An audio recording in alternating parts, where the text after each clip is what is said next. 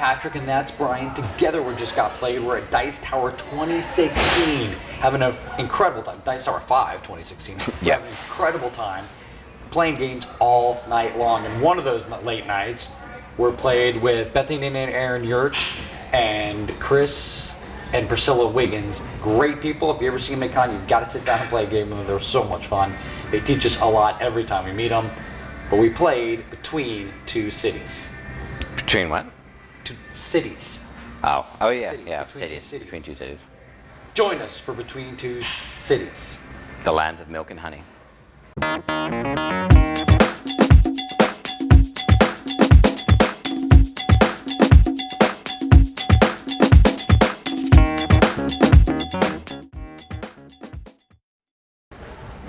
Brian, tell us about Between Two Cities. Sure. The Between Two Cities it's a wonderful play on words to start with, but I would have to liken it to it's a gateway game, and it's where the players are assuming the role of city engineers or city builders, kind of like a Machicore. You're going to be developing your towns, but it's a drafting tile placement game, a little bit of, tile placement, spatial. What do you call that? Spatial. Some spatial recognition first. Spatial recognition, yeah. So the way that you're building your cities, however people are arranged, and there's like a little process. There's actually cards to determine where people are going to sit, just to keep things fresh and keep things mixed up. But every player is going to actually be involved in drafting city parts like parks and industry and factories and retail locations, homes and dining centers and stuff. That's what's actually on the tiles that you're going to be building your two cities with. Each of the cities that you're building are between the two players. And the way that the scoring works at the end of the game, at the end of the three different drafting and placement rounds, your score is going to be determined by your weakest city. So it's kind of like Make America Great Again, but not that great, because you're stuck with whatever the lowest score is, and you can't just focus all of your assets on building one city or one nation super powerful, because you're not going to get all those points, and most likely you're just going to up the scores of your opponent. So it's a pretty cool dichotomy of city building. You'd like both of your cities to be the same size, or as close as possible to the same size. Generally, I think that's yes, especially when you're going to be between them. Generally, there's one round of drafting in which the cities that you're building are laid out in a grid. They have to be 4x4 tiles total space. The first round, all of your tiles that you're drafting are like 1x1. So every player starts off with like a stack of like 7 1x1 tiles of the different city parts, and you're going to select 2, and then you're going to pass them one direction this turn, and then everyone decides, okay, where am I going to put, what city am I going to put this in? And then, your opponents are trying to decide the same thing. And then once you've selected your 2 that you're going to place down, everybody reveals, and then you can kind of start negotiating, like, okay, where am I going to put this? Oh, I was going to put that there too. So that's like the first round is the 1x1s. The second round, you actually have 1x2 tiles. And each of when you place your tiles down, they all have like a true north on them, so you can't actually spin them around too much. So there's not as much, you can't be as flexible as you would sometimes like, or at least for me.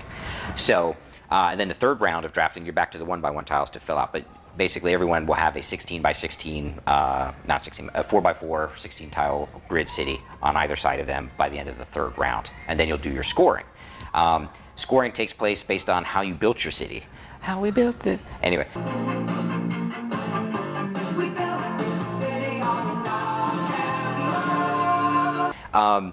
How you build your cities you get points. It's a point salad at the end for however many parks that you have together. So who's got the largest park, you're going to get the most number of points. But for the dining and the office areas, if they're kind of like however many are adjacent to another. So you've got like a clumping point. It's kind of like set collection a little bit. You have like a clumping. You've got like an adjacency rule for one of them. You have like however many you get in a row and a column for another, you get points. And the points like expand exponentially. So if you've got like 1 or 2, it's worth 1 point, 3 point, 5 point, 7, 9. Another one might be worth like 2, 6, 10. So you got to try to figure out where you're going when you're building your cities, but also take into account you got 2 cities to manage, and potentially you might want to screw up your neighbors by passing them tiles or denying them tiles that they might actually need to build their other city on the other side. With that, Patrick, what would you say is your favorite thing about Between Two Cities? It's definitely original.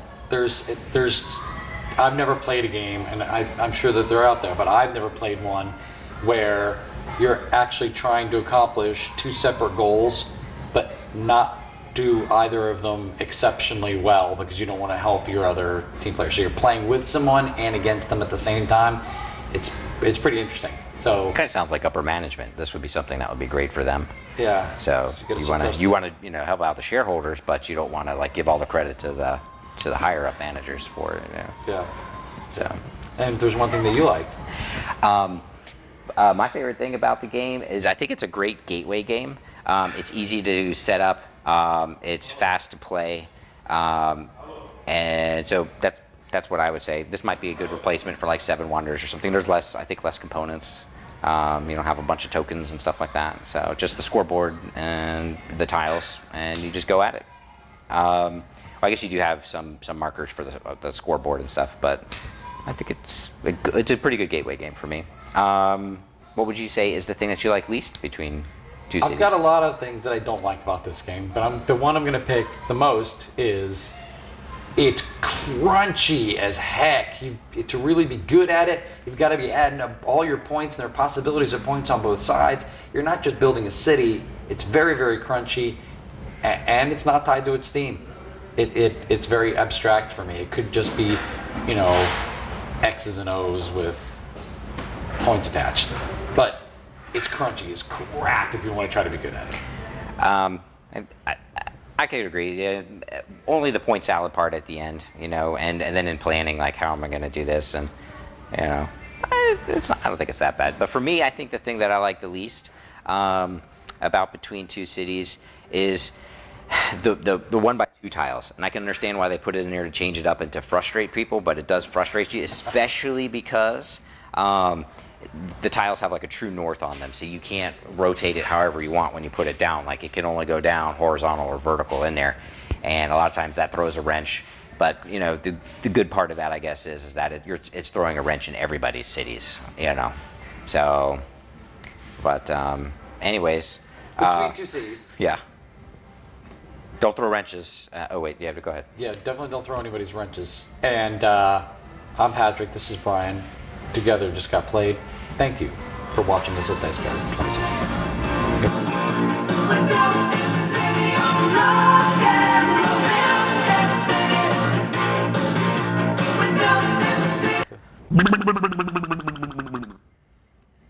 What kind of production is this?